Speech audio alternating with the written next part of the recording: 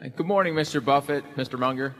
My name is Jerry McLaughlin. I'm from San Mateo, California. First, I just want to thank you for all the effort you put into the annual reports, the letters, and these conversations. I've learned a lot, and they're terrific, which is why I'm here from half a country away. Thank you.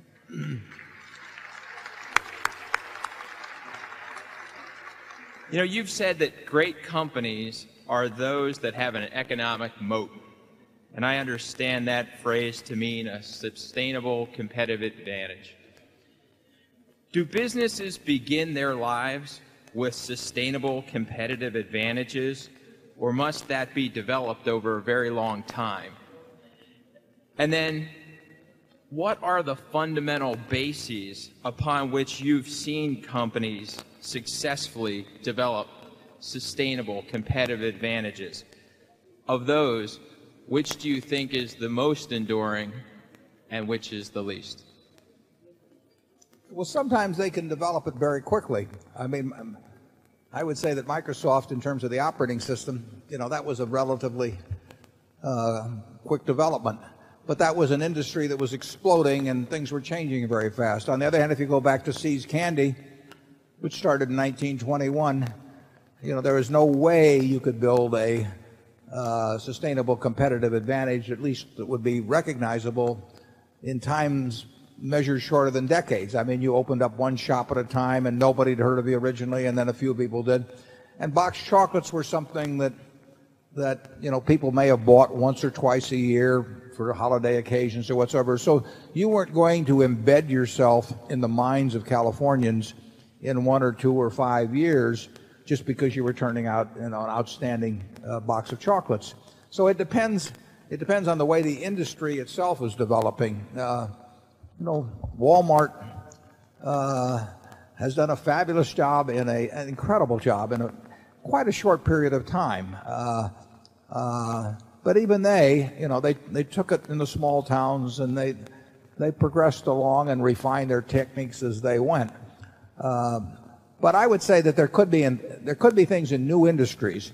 I would say with NetJets, we have a sustainable competitive advantage, and that's an industry that was only originated in 1986 when Rich Santulli got the idea, and it was in its total infancy for a good many years after that. But what he has built is building and fortifying is that sustainable competitive advantage. But it depends very much on the industry you're in. And I mean, Coca-Cola, 1886, Jacobs Pharmacy, Atlanta, Georgia, John Pemberton came up with a product. Did he have a sustainable competitive advantage that day? If he did, he blew it because he sold the place for $2,000 today. He's a gambler.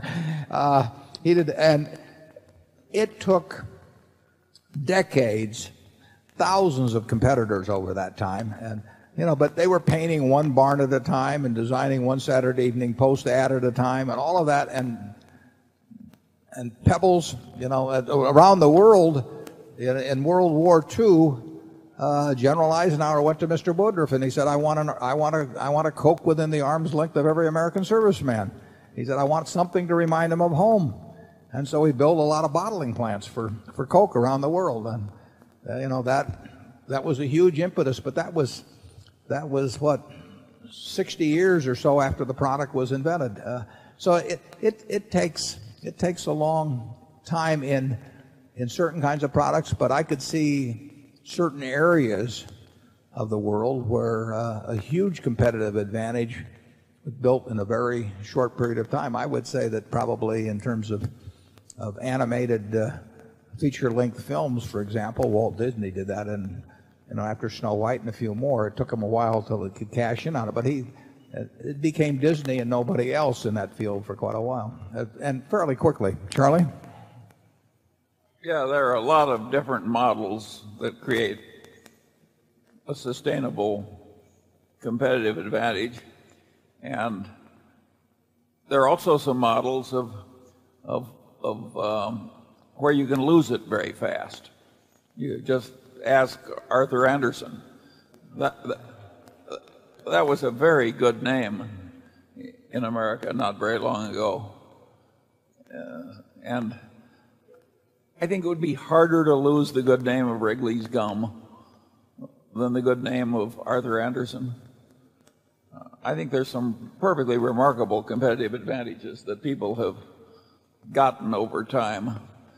And the great trouble with the investment process is that they're so damned obvious that the stocks sell at very high prices. Snickers has been the #1 candy bar for probably 30 or 40 years now. Yeah, in Russia, it turns out everybody likes Snickers. Yeah. How do you really knock it off? I mean, we make candy. We would love to displace Snickers, but it's hard to think of ways to knock them from the #1 spot. I mean, my guess is that they'll be #1 in 10 years from now in candy bars, and the list doesn't change much in that field because if you think about the nature of how you make that choice as to what candy bar, if you were chewing spearmint chewing gum 5 years ago and you buy a pack of some chewing gum today, it's likely to be spearmint. I mean, there's things that you experiment a lot with, and there are things that you don't fool around with once you're happy. And you can understand that if you observe your own habits and people's habits around you.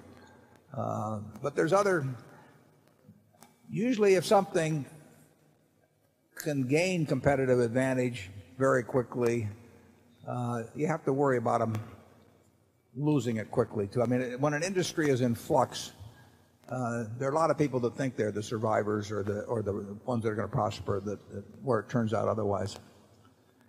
Area 5.